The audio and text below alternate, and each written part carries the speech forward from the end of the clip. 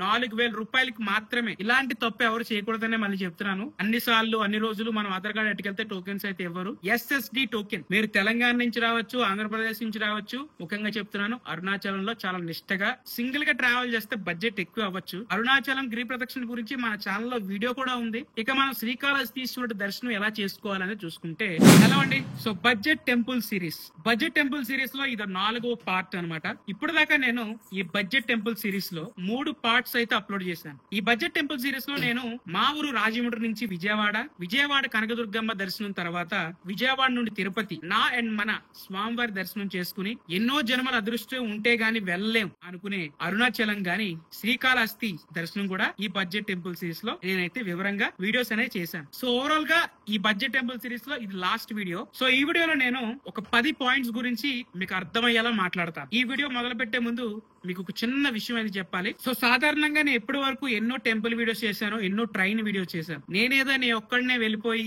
మీ అందరికి చూపించేసి అందులో కంటెంట్ మ్యాటర్ లేకపోతే ఎవరికి ఉపయోగపడదు. నేను మేజర్ గా ఒక ట్రావెల్ చేసినా, ఒక టెంపుల్ కి వెళ్ళినా సరే నా వీడియో ఒక మనిషి చూసినా వాళ్ళకి అర్థం అవ్వాలి. ఒకవేళ ఆ వ్యక్తి ప్రయాణించాలనుకున్న ట్రైన్ అయినా, వెళ్ళాలనుకున్న ఒక ఆలయానికైనా సరే నేను వివరంగా చెప్పి వాళ్ళకి అర్థం చేసి ఆ వీడియో అనేది క్లోజ్ చేయించాలి. మీరు నా వీడియోలు ఎక్కడ చూసుకున్నా సరే ప్రతి వీడియో అంటే ప్రతి క్లిప్ లో కూడా పిన్ టు పిన్ ఒక్కొక్క ఇన్ఫర్మేషన్ ఇస్తూ ఉంటాను. అండ్ మన ఓల్డ్ ఫ్యామిలీకి తెలుసు, అండ్ కొత్త ఫ్యామిలీకి అది తెలియదు. మీరే నా ఫ్యామిలీ. ఇప్పుడు దాకా నన్ను ఎవరైతే ఆదరిస్తున్నారో, ఎవరైతే నాకు ప్రతి వీడియో రిలీజ్ అవగానే లైక్ కొడుతున్నారో, అండ్ ఎవరైతే నాకు ప్రతి వీడియోని బాగుంది అని కింద కామెంట్ ఎవరైతే పెడుతున్నారో వాళ్ళే నా ఫ్యామిలీ. సో ఇప్పుడు నేను చెప్పబోయే వీడియోలో చాలా వివరాలు అయితే ప్రతి మనిషికి కూడా ఉపయోగపడే ఒక విషయాలు అయితే ఉంటాయి. ఒకవేళ మీరు ఏవైనా క్వశ్చన్స్ అడగాలనుకుంటే కామెంట్ అయితే చేయండి. ఇప్పుడు మీరు ఏదైతే ఇప్పుడు నేను చెప్పిన టెంపుల్స్ కి వెళ్ళాలి అనుకుంటున్నారో, మీకు ఏమైనా క్వశ్చన్లు ఉంటే తప్పకుండా కామెంట్ చేయండి. నేను ప్రతి దానికి రిప్లై ఇస్తాను. ఇప్పుడు మనం వెళ్ళిన టెంపుల్స్ ఏదైతే ఈ బడ్జెట్ టెంపుల్ సిరీస్ లో చూసారో, నేను విజయవాడ కనకదుర్గమ్మ దర్శనం చేసుకున్నాను,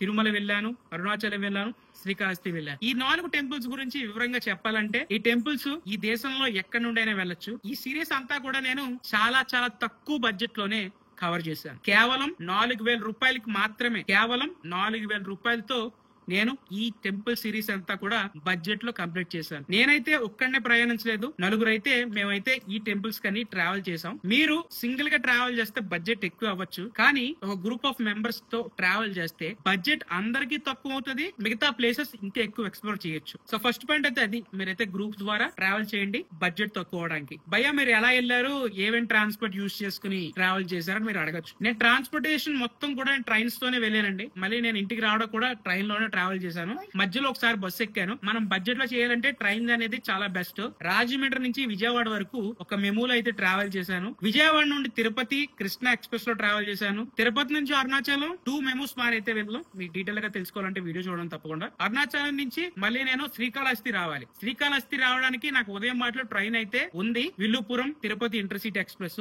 సో ఉదయం మాటలే టైర్డ్ అయ్యి లెగలేకపోవడం వల్ల ట్రైన్ అయితే నాకు మిస్ అయింది. కాబట్టి తిరిగి అరుణాచలం నుంచి శ్రీకాళహస్తి బస్సు ద్వారా వచ్చానమాట. అరుణాచలంలో బస్సు ఎక్కితే తిరుపతిలో దిగాను. తిరుపతిలో దిగి మళ్ళీ ఇంకొక బస్సు ఎక్కాను, తిరుపతి శ్రీకాళహస్తి బస్సు. అరుణాచలం నుంచి తిరుపతి, తిరుపతి నుంచి శ్రీకాళహస్తి బస్సు ద్వారా అయితే ట్రావెల్ చేశాను. నాకైతే ట్రైన్ అయితే కొంచెం తక్కువలోనే అయిపోతాను. అరుణాచలం నుంచి తిరుపతి, తిరుపతి నుంచి శ్రీకాళహస్తి టికెట్ అనేది కొంచెం ఎక్కువగానే అయింది. అంటే అప్రాక్సిమేట్లీ చెప్తాను, నేను మనిషికి వచ్చేసి 400 రూపీస్ అయితే పడింది. అదే మీకు ట్రైన్ అయితే అంత పడకపోవచ్చు. మీరు ట్రైన్ అయినా సరే శ్రీకాళహస్తి వెళ్ళడానికి డైరెక్ట్ ట్రైన్స్ అయితే ఉండవు. మీరు తిరుపతిలో దిగి తిరుపతి నుంచి శ్రీకాళహస్తి అయితే వెళ్ళాలి. మీరు తెలంగాణ నుంచి రావచ్చు, ఆంధ్రప్రదేశ్ నుంచి రావచ్చు, మీరు ఏ స్టేట్ లో ఉన్నా సరే ఈజీగా ఈ ప్లేసెస్ అనేవి కవర్ చేయొచ్చు ట్రైన్ లో అయితే. ఓవరాల్ గా ఈ బడ్జెట్ టెంపుల్ సిరీస్ లో ఎన్ని రోజుల్లో ఈ టెంపుల్స్ అనేవి కవర్ చేసాం. సో నేనైతే 5 days లో మొత్తం అన్ని కవర్ చేసి వచ్చానండి. Day 1 Vijayawada, Day 2 Tirupati, Day 3 Arunachalam, Day 4 Srikalahasti. ఇంకొక డే ఎందుకు పెట్టుకున్నా అంటే అరుణాచలంలోనే ఒక రోజు అయితే నేను ఉండిపోయాము. కొంచెం ఎండ ఎక్కువ ఉండడం వల్ల రెస్ట్ తీసుకున్నాం అనమాట. ఆల్రెడీ ట్రావెల్ చేసి ఎక్కువైందని ఒక రోజు అయితే ఉండిపోయాము. సో అలా 5 days లో ఇవన్నీ కవర్ చేసి ఇంటికి అయితే వచ్చేసాం. మీరు ఒకవేళ తిరుమల దర్శనానికి వెళ్తున్నట్లయితే మీరు తిరుపతి రైల్వే స్టేషన్ లో దిగాక మీ దగ్గర 300 రూపాయల దర్శనం లేకపోతే, మీరు ఫ్రీ దర్శనానికి వెళ్ళను నా వల్ల కాదు అనుకుంటే, తిరుపతి రైల్వే స్టేషన్ ఎదురుకుండా విష్ణు నివాసం ఉంటుంది. అలాగే తిరుపతి బస్ స్టాండ్ పక్కన శ్రీనివాస కాంప్లెక్స్ ఉంటుంది. లేదా మీరు అలిపిరి నుంచి మార్గం, సో నేను మెట్లెక్కుతూ నేను సోమవారం దర్శనం చేసుకోవాలనుకుంటే భూదేవి కాంప్లెక్స్ లో టికెట్ తీసుకుని అలిపిరి ఎక్కచ్చు.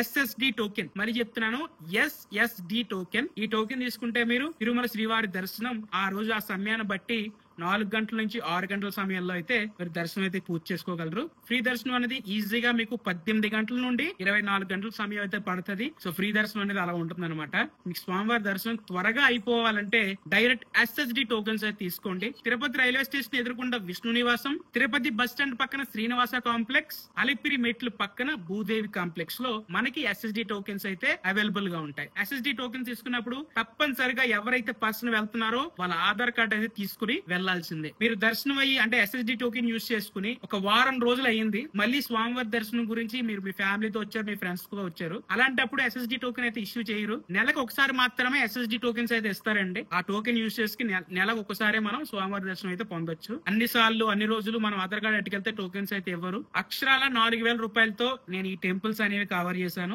దేనికి అన్యూజ్డ్ థింగ్స్ అనేవి ఖర్చు పెట్టలేదు. ఇక టిఫిన్, లంచ్, డిన్నర్ మేము వెళ్ళినప్పుడు టిఫిన్ విజయవాడలో మీరు క్లియర్ గా చూడొచ్చు, అది కూడా క్లియర్ గా చెప్పాను ఆ వీడియోలో. సో మొత్తానికి అయితే ప్లేట్ ఇడ్లీ తీసుకున్నాను అండ్ టిఫిన్ చేశాను కదా. ప్లేట్ వచ్చేసి 30 రూపీస్ అయితే పడింది. 2 ప్లేట్స్ అయితే తిన్నాను అనమాట, 60 రూపీస్. సో విజయవాడలో అయితే అమ్మవారి అన్నదానం అయితే తినేసి మేము మళ్ళీ ట్రైన్ ఎక్కేసాం. తిరుమలలో వెళ్ళిన తర్వాత ₹1 కూడా ఖర్చు అవ్వదు. నేనైతే తిరుమల ఎప్పుడు వెళ్ళినా సరే వేంగమాంబ అన్నదానశాలకు వెళ్ళి టిఫిన్ అయినా, లంచ్ అయినా, డిన్నర్ అయినా అక్కడే చేస్తాను. మీరైతే తప్పకుండా ట్రై చేయండి సార్. ఇప్పుడు దాకా మీరు ట్రై చేయకపోతే మీకు ఇంకా డీటెయిల్ గా అర్థం కావాలంటే ఆ పార్ట్ 1 నుండి పార్ట్ 3 వరకు కూడా అవి మీరు తప్పకుండా చూస్తే నేను చెప్పిన వివరాలు మీకు ఇంకా బాగా అర్థం అవుతాయి అనమాట. అరుణాచలం మేము ఉదయం చేరుకుని రూమ్ అయితే తీసుకున్నామండి. రూమ్ మా నలుగురికి 1500 రూపాయలు అయితే చార్జ్ చేశారు. రూమ్ అనేది అంత లేదు, వితౌట్ ఏసీ. పైగా ఎండాకాలం వెళ్ళాం, వేడి వేడి వేడి పొగలు. ఇలాంటి తప్పు ఎవరు చేయకూడదనే మళ్ళీ చెప్తున్నాను. ఒకవేళ మీరు అరుణాచలం వెళ్ళిన తర్వాత రూమ్ తీసుకోవాలనుకుంటే ఒక 30 రోజుల ముందే మీరైతే రూమ్స్ అనేవి బుక్ చేసుకోండి. ఎన్నో ఆశ్రమాలు ఉన్నాయి,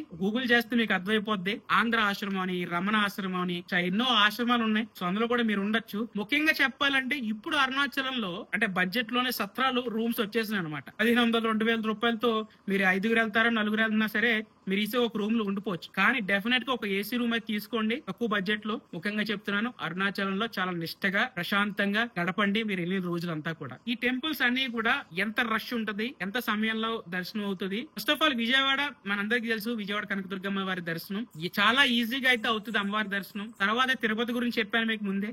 దర్శనం చేసుకోవాలంటే SSD టోకెన్స్ గురించి తీసుకోండి. స్వామివారి దర్శనం కూడా మనకి చాలా తేలిగ్గా అయితే అవుతుందండి. అక్కడ నుండి మీరు తిరుమలలో ఉన్న అన్ని కూడా కవర్ చేసుకుని మీరు ట్రావెల్ చేసే అవసరం అయితే. అండ్ తర్వాత అరుణాచలం గురించి మాట్లాడాలంటే, అరుణాచలం వెళ్ళారంటే మళ్ళీ చెప్తున్నాను, నిష్టగా ప్రశాంతంగా మీరు వెళ్ళి స్వామివారి అయితే దర్శనం చేసుకోండి. స్వామివారిని దర్శనం మాకు పట్టిన సమయం అప్రాక్స్గా 5 గంటల సమయం అయితే పట్టింది. అదంతా బాగా జరిగింది. అరుణాచలం రష్ గురించి మాట్లాడాలంటే ఈజీగా మనకి 4 to 5 hours లో లేదా అంతకన్నా తక్కువ అయిపోవచ్చు మన శివయ్య వారి దర్శనం. తమిళనాడులో ఎప్పుడు కూడా ఏ టెంపుల్ లో అయినా సరే ఉదయం 3:30 ఓపెన్ చేస్తారండి. ఓపెన్ చేసిన తర్వాత మధ్యాహ్నం 12 నుండి 12:30 1 గంట సమయంలో టెంపుల్ అయితే క్లోజ్ చేస్తారు. దర్శనాలు అయితే జరగవు. తిరిగి సాయంత్రం 5 గంటలకు మళ్ళీ ఓపెన్ చేస్తారు. 5 నుండి 9:30 గంటల వరకు అంటే 10 వేసుకోండి, 10 గంటల వరకు కూడా దర్శనం అయితే అవైలబుల్ ఉంటుంది. నా పర్సనల్ గా నేను చెప్పే విషయం ఏంటంటే, అరుణాచలం మీరు దర్శనానికి వెళ్తున్నారైతే సాయంత్రం పూటలో వెళ్ళండి. కొంచెం సమయం ఎక్కువ పట్టినా సరే సాయంత్రం మాటలో స్వామివారు చాలా అద్భుతంగా కనబడతారు. సాయంత్రం మాటలు కొంచెం వెళ్తే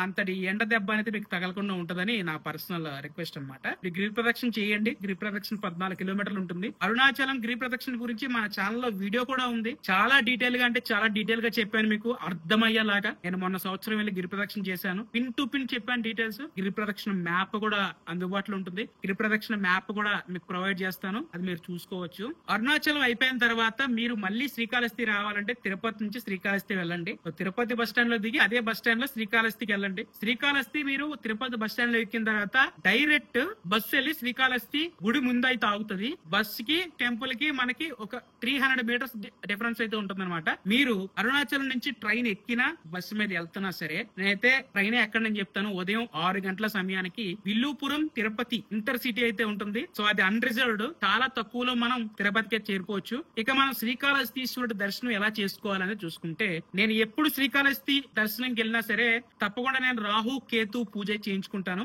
ఈ రాహు కేతు పూజ అనేది స్టార్టింగ్ 500 రూపాయలతో స్టార్ట్ అవుతుంది. నేనైతే అందరికి సజెస్ట్ చేసే విషయం ఏంటంటే, పర్సనల్ గా చెప్తున్నాను, రాహు కేతు పూజ సంవత్సరం ఒకసారి చేయించుకోండి. అండ్ ఇప్పుడు శ్రీకాళహస్తిలో దర్శనం మనం ఫస్ట్ ఆఫ్ ఆల్ పాతాల గణపతి దగ్గరికి వెళ్ళాలండి. మీరైతే దర్శనం చేసుకోండి. పాతాల గణపతి దగ్గరికి వెళ్ళినప్పుడు ఆ లోయలో ఉంటారనమాట మన వినాయకుడు వారు. మీకు ఫోటోలు వేస్తాను చూడండి. ఇక్కడ లోయలో ఉంటారనమాట ఆయన. సో అంత కిందకి నడుచుకుంటూ వెళ్ళాలి. ఆ విఘ్నేశ్వరుడు ఆశీర్వాదం తీసుకున్నాక మనమైతే డైరెక్ట్ రాహుకేతు పూజకి అయితే వెళ్ళొచ్చు, లేదా డైరెక్ట్ గా మనం శ్రీకాళహస్తీశ్వరుడు దర్శనంకి అయితే వెళ్ళొచ్చు. ఇక శ్రీకాళహస్తీశ్వరుడి దర్శనం చేసుకున్నాక జ్ఞాన ప్రసన్నాంబ అమ్మవారిని కూడా మీరు దర్శనం చేసుకున్నాక శ్రీకాళహస్తిలో మీరు మధ్యాహ్నం లంచ్ చేయొచ్చు, సాయంత్రం కూడా టిఫిన్ అయితే పెడతారండి, ఉప్మా టైప్. సో అది కూడా మీరు చేసి రావచ్చు. అక్కడే మనకి ఓవరాల్ గా మన కడుపు అయితే నిండిపోద్ది అనమాట.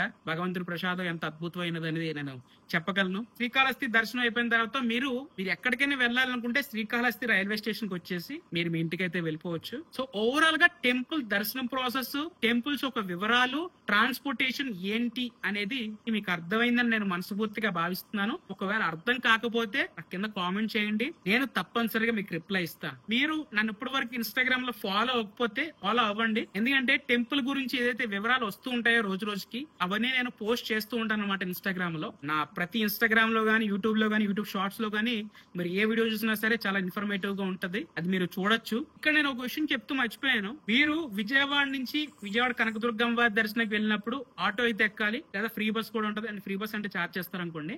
తర్వాత అరుణాచలం రైల్వే స్టేషన్ లో దిగిన తర్వాత అరుణాచలం టెంపుల్ కి అంటే రాజగోపురం దగ్గర దిగాలనుకుంటే సర్వీస్ ఛార్జ్ 20 రూపీస్ అండి. మీరు మళ్ళీ గుర్తుపెట్టుకోవాలి. మీరు ఈజీగా టెంపుల్ దగ్గరికి అయితే చేరుకోవచ్చు, అరుణాచలం టెంపుల్ దగ్గరికి. ఇక్కడ మీరు అరుణాచలం టెంపుల్ దాటి కొంచెం ముందుకెళ్ళాలనుకుంటే ఎక్స్ట్రా ఛార్జెస్ అయితే ఉంటాయి, ఆటో ఛార్జెస్. శ్రీకాళహస్తి దర్శనం అయిన తర్వాత మీరు రైల్వే స్టేషన్ రావాలనుకుంటే మా శ్రీకాళహస్తి గుడి నుంచి రైల్వే స్టేషన్ కి 20 రూపాయలు ఛార్జ్ చేస్తారు అప్పుడు కూడా పర్సన్ కి. మీరు అయితే ఈజీగా రైల్వే స్టేషన్ కి అయితే చేరుకోవచ్చు. సో ఓవరాల్ గా బడ్జెట్ టెంపుల్ సిరీస్ లో వివరాలు అయితే ఇవ్వండి. సో డీటెయిల్ గా మీ అందరికి చెప్పానని నేను భావిస్తున్నాను. ఇది నేను చేసిన మొట్టమొదటి బడ్జెట్ టెంపుల్ సిరీస్. ఇలాంటి బడ్జెట్ టెంపుల్ సిరీస్ రాబోయే రోజుల్లో ఇంకా రాబోతున్నాయి. సలహాలు సూచనలు ఏమైనా ఉంటే నాకు తప్పనిసరిగా కామెంట్ చేయండి. మీరు నా ఛానల్లో చూసి ఏవైతే వీడియోలు ఉన్నాయో ఆ వీడియోలన్నీ కూడా ఒకవేళ మీకు ఇన్ఫర్మేటివ్ గా అనిపిస్తే తప్పకుండా మీ ఫ్రెండ్స్ అండ్ ఫ్యామిలీకి షేర్ చేయండి, లైక్ ఇవ్వండి, కామెంట్ ఇవ్వండి. సో ఒకవేళ మీరు నాకు ఇంకా సపోర్ట్ చేయాలనుకుంటే యూట్యూబ్ లో సూపర్ చాట్ అయితే ఉంది. సూపర్ చాట్ ద్వారా మీరు థ్యాంక్స్ చెప్పొచ్చు అనమాట. మీ ఫ్యామిలీతో వెళ్తున్నా సరే, మీ ఫ్రెండ్స్ తో వెళ్తున్నా సరే సేఫ్ గా ట్రావెల్ చేయండి, జాగ్రత్తగా ట్రావెల్ చేయండి. మరొక వ్లాగ్ లో కలుసుకుందాం. This is JSK signing off. జై హింద్.